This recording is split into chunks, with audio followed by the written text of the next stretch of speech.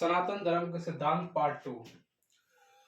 आप सभी ने जिस भी भाइयों ने पहला पार्ट नहीं देखा है, डिस्क्रिप्शन में दिए हुए लिंक पर क्लिक करके पहला पार्ट देख सकते हैं। तो और जिन्होंने पहला पार्ट देखा था उनसे मैं एक बात कहना चाहूंगा कि ये जो हमने वर्णों के बारे में बात करी थी, ये अभी केवल आंशिक तौर पर करी थी।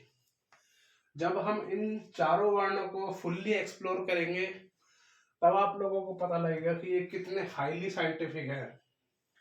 ये किसी भी देश को व्यवस्थित करने के लिए बहुत ही बेस्ट है, जो हमारे ऋषि मुनि द्वारा हजारों साल पहले बना दिए गए थे। अब सनातन धर्म के एक और सिद्धांत के बारे में बात करते हैं, जो लिया गया सामवेद अध्याय 1 से।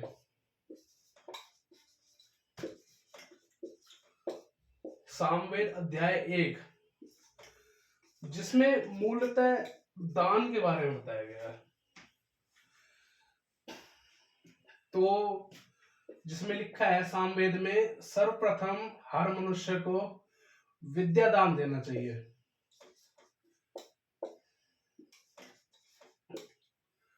ये सबसे इंपॉर्टेंट बताया गया है हमारे वेदों की वाणी में। विद्यादान, जो भी व्यक्ति सक्षम है अपने समाज को शिक्षित करने में, उसको विद्यादान जरूर करना चाहिए। दूसरा, बलदान। तीसरा, धनदान। और चौथा, कर्मदान। अब इधर देखिए, जैसे मैंने कहा था कि ये जो वर्ण व्यवस्था है ये ऋषि मुनियों द्वारा बनाई गई है, तो ये इस सिद्धांत पर बनाई गई है, सामवेद अध्याय 1 के सिद्धांत पर। जैसे विद्यादान के लिए ब्राह्मणों को लगा दिया कि भाई ब्राह्मण लोग विद्यादान करेंगे या वैज्ञानिक तरक्की करेंगे, और जो बलिदान का भार दे दिया गया वो क्षत्रिय को दे दिया गया। धनदान वैश्य कर रहे हैं, व्यापार करके, वैश्य व्यापार करके अन्य अन्य देशों से धन कमा कर लाएंगे और अपने देश में लाकर दे देंगे क्षत्रिय राजा को। और कर्मदान, जो शूद्र व्यापार नहीं कर सकता है, फिर अन्य कोई काम नहीं कर सकता, तो वैश्य लोग उनको अपना काम में कोई भी हेल्प लेकर, कोई मदद लेकर उनसे उनको कोई आमदनी दे सकते हैं। तो जैसे कर्मदान है ना, अभी इसको यूं समझिए, जब शूद्र किसी वैश्य के व्यापार में हेल्प कर रहा है तो वो शूद्र कर्म कर रहा है, उसको कर्म के बदले में आमदनी मिल रही है, इसको कर्मदान कहा गया है।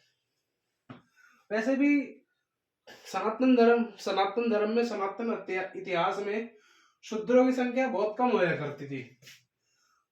100 लोगों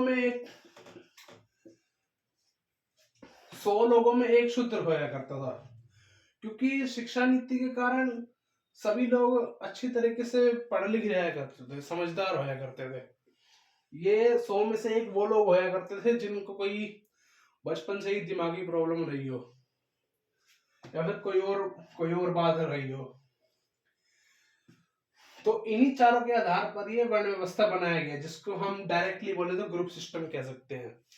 ये कोई जात पात वगैरह कोई ऐसी चीजें नहीं है। ये सनातन धर्म के सिद्धांत है, इनको आप अच्छे से समझ लीजिए। आपको आने वाली वीडियो में ये सिद्धांत बहुत काम आएंगे, जिनसे आप वीडियो को जल्दी समझेंगे। और अंतिम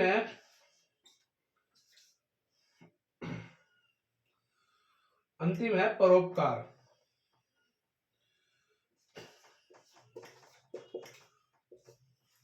कि हर मनुष्य को परोपकारी होना चाहिए।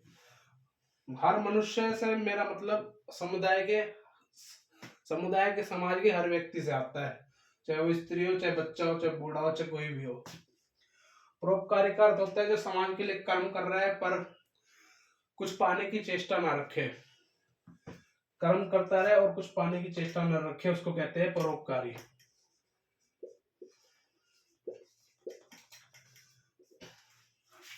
ये हमारे वेदों के सबसे मुख्य सिद्धांत है, जिनके आधार पर हम आगे आने वाली वीडियो को देखेंगे। तो आप ये समझ लेना। और आपको अगर कहीं भी लगे समाज में कोई भी अन्य भ्रांतियां फैल रही हैं तो आप इन सिद्धांतों के माध्यम से समझ सकते हैं कि वो क्यों फैल रही हैं, क्या वो सही है या गलत है, कैसे किस प्रकार है, तो आप देख सकते हैं ऐसे। तो जिन लोगों ने चैनल को सब्सक्राइब नहीं करा है, सब्सक्राइब कर दे, और जिनको इन्फॉर्मेशन अच्छी लगी हो सब लोगों के पास शेयर कर दे। मैं हूं योगेश अरोड़ा और आप देख रहे हैं सनातन टीवी।